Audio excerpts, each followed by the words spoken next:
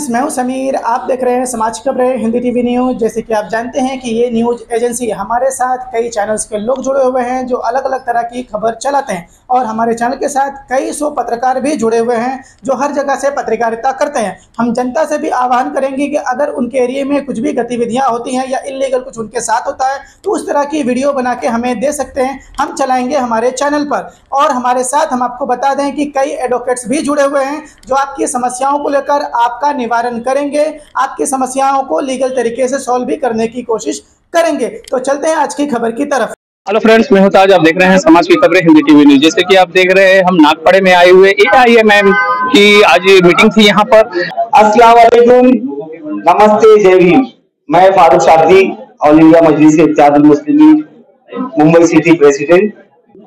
Election में आप कहाँ तक का कौन कौन सी जगह उम्मीदवार खड़ा करने वाले? इलेक्शन में हमारा प्लानिंग तो कुछ और था। रिजर्वेशन ने हमारे प्लानिंग्स को थोड़ा सा डिस्टर्ब किया है, बट स्टिल जो सबके लिए हुआ वही हमारे लिए हुआ है। तो मैं ये बोलूंगा कि इस आने वाले इलेक्शन में हम लोग मिनिमम 50 सीट्स कंटेस्ट करेंगे, जहां पर 50 सीटों पर हमारा पूरा वर्किंग हो चुका है। हमने पूरा होमवर्क किए हैं। काफी हद तक हमारे पास उम्मीदवारों का वो भी आया है, उनके बायोडेटा रिज्यूम्स भी आए हुए हैं, तो हम लोग उनमें से उनको सिलेक्ट करेंगे।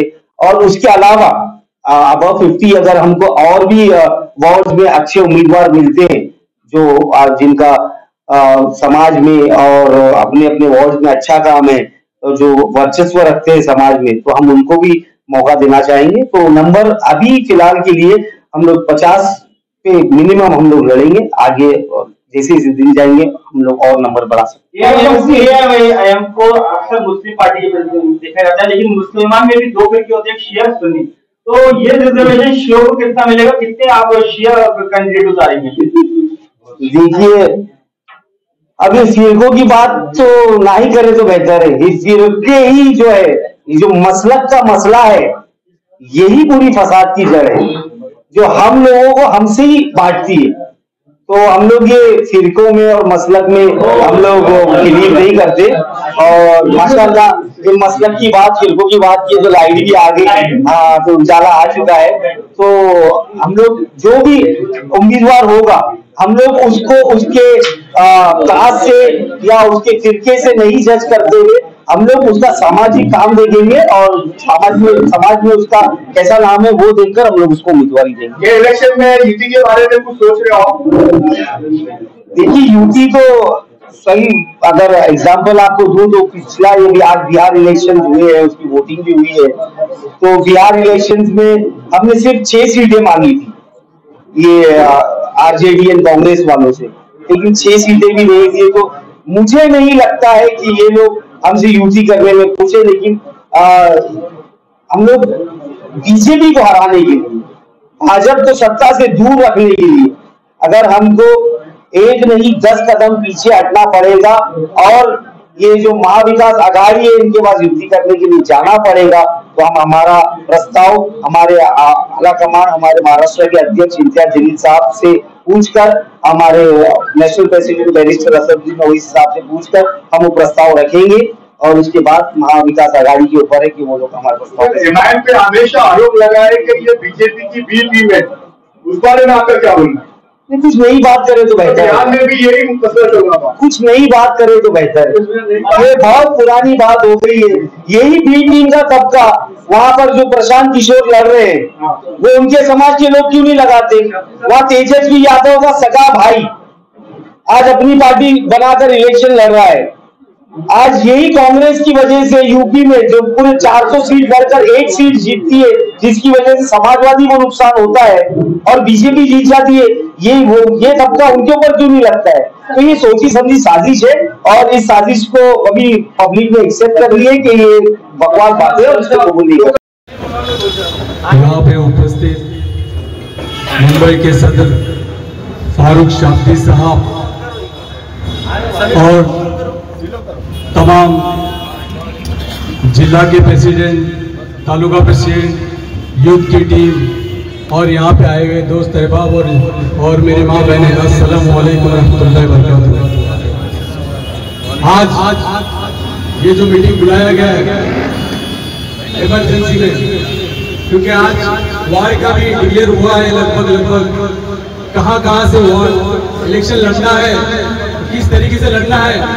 अभी हमारे पास एकदम एंड पे खड़े हैं फारूक शाब्दी साहब के बताए हुए रास्ते पे चल के इंशाअल्लाह मजलिस इत्तेहादुल मुस्लिमीन मुंबई से कम हम 50 सीट जीत के देने की कोशिश करेंगे इंशाअल्लाह। भाई मायूस कभी नहीं होना है कि हम इतने थे, इतने हैं, इतने रहेंगे, कौन आया कौन गया। इसके बाद हमें लगभग, मैं तो बोलूं शुरू में हम नए थे भाई, आज लगभग 12 साल हो गया। ये 12 सालों का फल तुमको यहाँ पे दिखाना है। आज से ये सोच लो, जिसको भी इलेक्शन लड़ना है दिनों रात ये करना है, और उसके अलावा दिगर किसी में कुछ कहाँ पे लेडीज हुआ है, जहाँ पे जेंट्स हुआ है, इसको टिकट मिलता नहीं मिलता, वो हमारे मुंबई सदर और आला कमान डिसाइड करेंगे। आपस में इख्तिलाफ ना रखे और कोशिश करें कि जो भी कैंडिडेट खड़ा होता है उसको जीत दर जीत दिलाए। यही हमारी कोशिश रहेगी, इंशाल्लाह हम सब करेंगे भाई। MIM को देखा गया है, मलाड विधानसभा से हम आते हैं, वहाँ पे देखा गया है कि पार्टी बहुत मजबूत है, लेकिन आने वाले समय में उनको टिकट नहीं दिया जाता है, या फिर टिकट दिया जाता है तो एंड में वो बैठ जाता है। इसका क्या कारण है? देखिए, वो पहले जो होता था वो पार्टी श्रेष्ठ को भी पता चला है, और इसलिए इम्तियाज जलील साहब जब यहाँ पे 2-3 स्टेज शो प्रोग्राम्स लिए, उधर उन्होंने डिक्लेयर कर दिया कि जो भी फैसला होगा हमारे मुंबई सदर जनाब फारूक शाब्दी साहब ही डिसीजन लेंगे और उनका डिसीजन फाइनल होगा।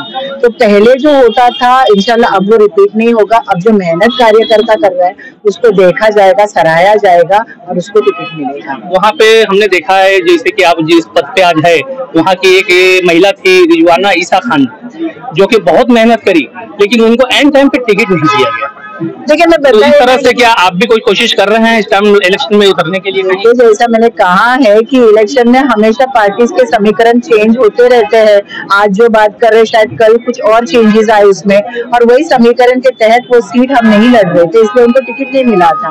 और रही मेरी बात, तो मैं भी गोवंडी से कॉर्पोरेशन के लिए ट्राई कर रही हूँ, इंशाल्लाह देखते हैं। कौन से एरिया से?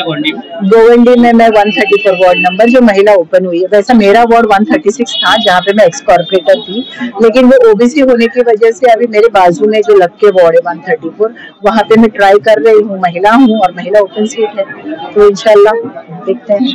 क्या आपका NGO है और काम करने के लिए डोनेशन चाहिए, लेकिन 1280G सर्टिफिकेट नहीं होने की वजह से डोनेशन नहीं मिल पा रहा है, तो आप RTI SKK एजेंसी से संपर्क करें।